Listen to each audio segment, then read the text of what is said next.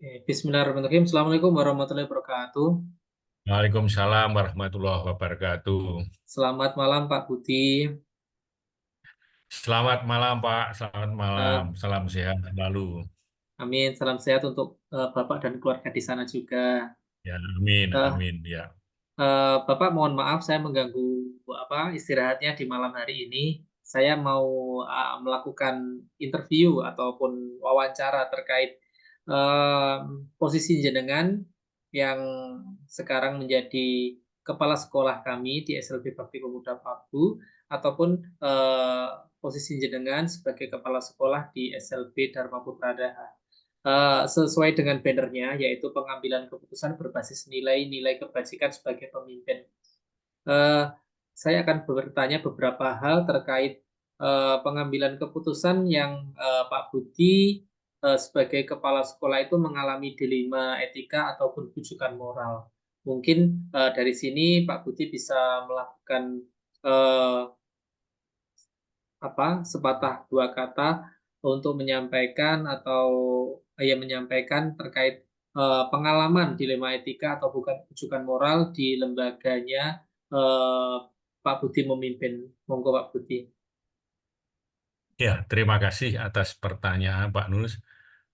Memang dilema ini ya namanya dilema ya. Jadi dilema itu mengambil keputusan yang artinya betul-betul memerlukan pemikiran yang mendalam namanya dilema itu.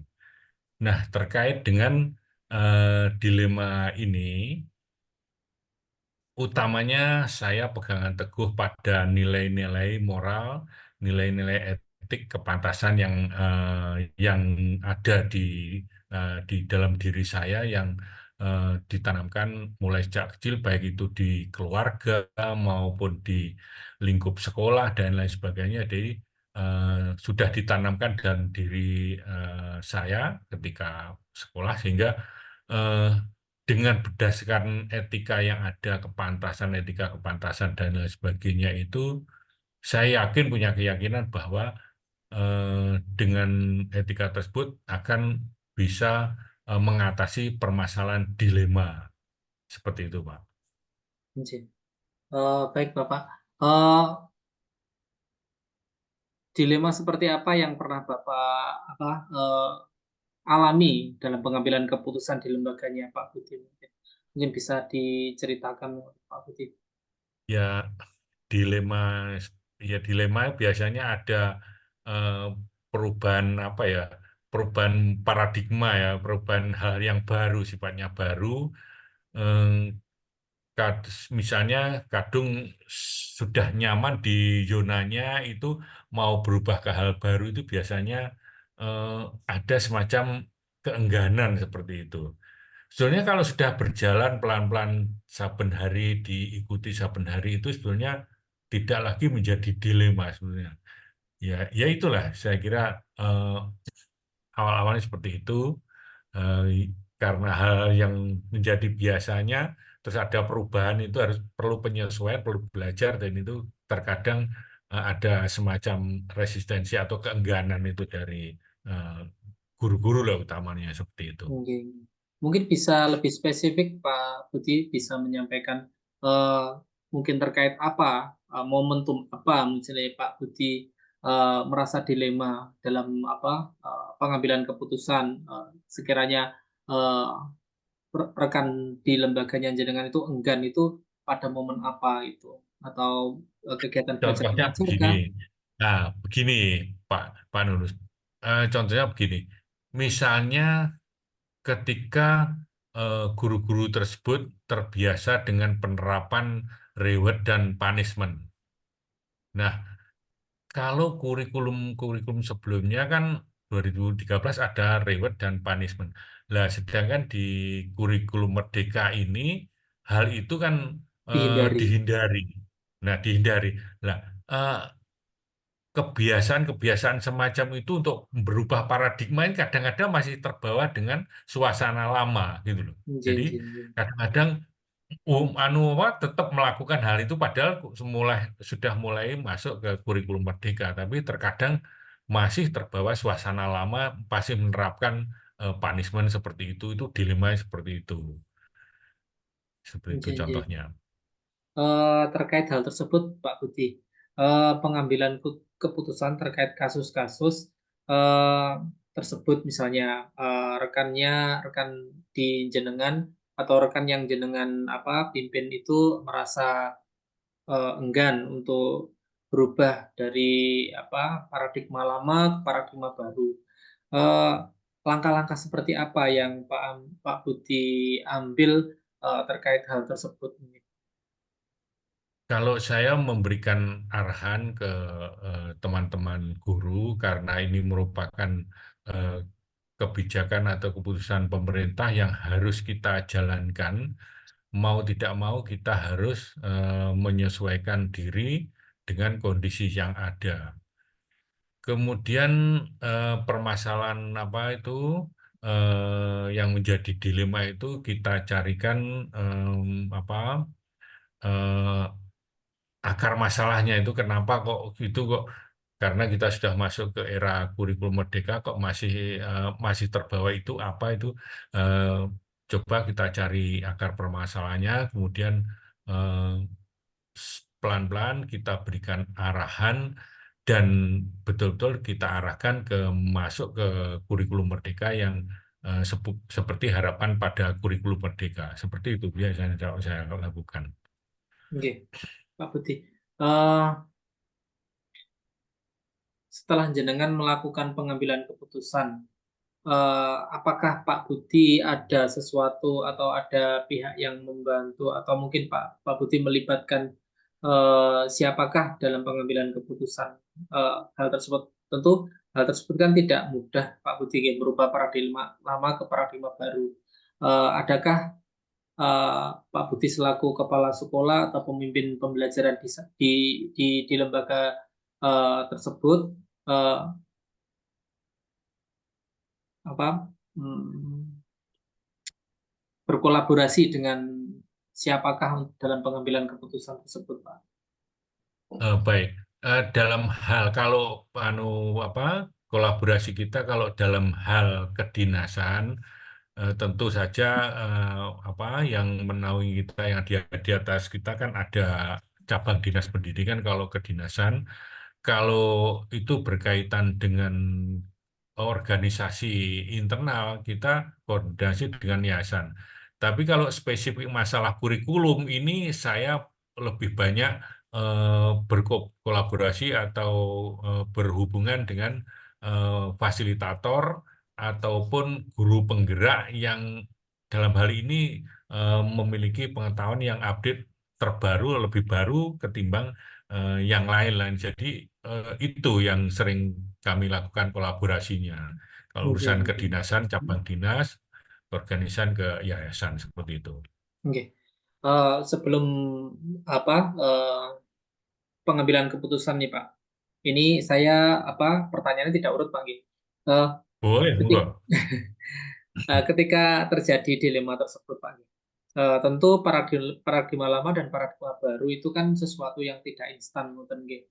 Terjadi kasus itu, pengambilan keputusan itu tidak serta-merta bisa keluar dari apa jenengan gitu selaku pemimpin pembelajaran. Adakah di sini Pak Budi melakukan jadwal khusus atau memiliki bentuk atau prosedur seperti apa gitu, Pak Budi, mungkin atau mungkin langsung begitu ada Ya, eh, K13 ke apa ke Kurmer, punishment, non punishment itu langsung atau mungkin membutuhkan treatment seperti apa gitu, Pak? kalau sifatnya yang itu memerlukan pemikiran atau apa istilahnya bekerja sama atau minta saran pendapat orang lain itu tidak bisa langsung kami jawab, Pak. Misalnya ya.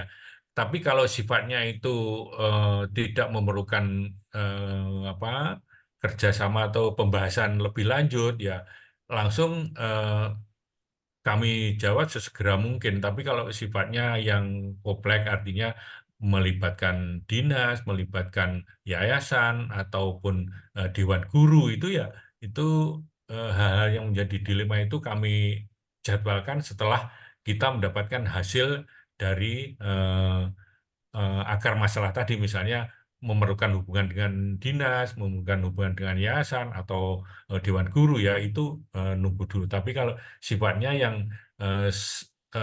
dapat kami jawab tanpa melibatkan mereka-mereka, ya segera mungkin kami jadwalkan segera mungkin. Jadi tidak menunggu hasil dari musyawarah, Pak. Biasanya Nggih, seperti itu. nggih, nggih. Baik Pak Budi. Terus selama pengambilan keputusan Pak Budi terkait apa paradigma lama, paradigma baru, hal apa yang dianggap efektif dalam pengambilan keputusan Pak? Misal ketika jenengan melakukan pengambilan keputusan yang sifatnya itu jangka pendek gitu, nggih. Terkait paradigma lama, paradigma baru, kurikulum merdeka, kurikulum K13, kurikulum merdeka, punishment non punishment. Hal apa yang dianggap efektif bagi Pak Budi ketika melakukan pengambilan keputusan itu? Kalau itu biasanya saya yang paling efektif itu ya kalau dulu belum ada komunitas belajar seperti itu saya sering eh, ngobrol bersama artinya seperti itu berbagai persoalan-persoalan sambil apa sambil ngobrol sambil apa itu ya ketemuan lah selesai PBM atau di sela-sela istirahat atau gimana itu sambil ngobrol-ngobrol itu jadi ada apa interaksi timbal balik antara guru kepala sekolah dan guru yang lain itu di situ saling sumbang saran dan lain sebagainya itu terkadang itu ide-ide atau gagasan-gagasan itu bisa menjembatani artinya seperti itu yang saya lakukan sering-sering seperti itu. Seperti Seperti kalau nggih, yang biasa kita lakukan, misalnya ngobrol-ngobrol di sela-sela PBM dengan teman-teman guru atau anak-anak sudah pulang itu kita ngobrol-ngobrol yang membahas seputar apapun yang itu eh, tiba-tiba muncul apa ide-ide dari teman-teman dan lain sebagainya sesuai dengan topiknya itu biasanya seperti itu yang saya lakukan itu. baik Pak Budi. Terus dalam pengambilan keputusan Pak, tentu terjadi yang namanya pro dan kontra. Seperti itu, nggih. Eh, Hal apa yang merupakan apa tantangan atau tantangan dalam pengambilan keputusan tersebut. Misalnya ketika jenengan sudah meyakinkan bahwa kita akan ke paradigma baru dengan kurikulum merdeka. Iya. Hal apa yang merupakan tantangan dalam pengambilan keputusan tersebut itu?